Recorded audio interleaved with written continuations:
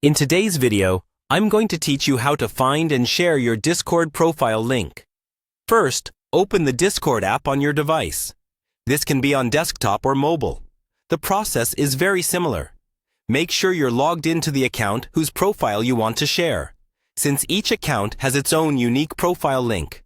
Once Discord is open, look for your user area.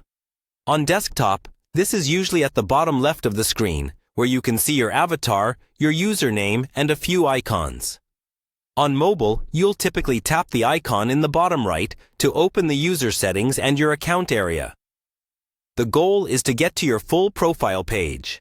Next, open your user profile.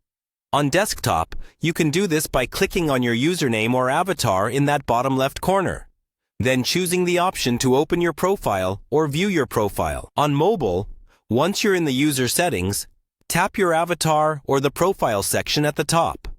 This should bring up your main profile view, where you see your avatar, banner, username, and any bio or links you've added. Now, look for the option to copy or share your profile link.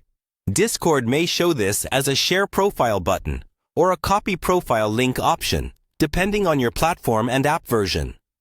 On desktop, this might appear as a button on your profile card or in a small menu when you click the three dots. On mobile, it's often shown as a share icon or a button at the bottom of your profile screen.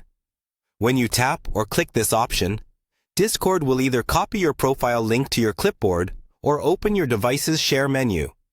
If it copies the link, you won't see much change on screen, but you'll get a short confirmation message. From there, you can paste the link into a chat, an email, a note, or anywhere else you want. If your device opens a share menu, you can pick an app, like your messaging app or social platform, and Discord will automatically insert your profile link into a new message.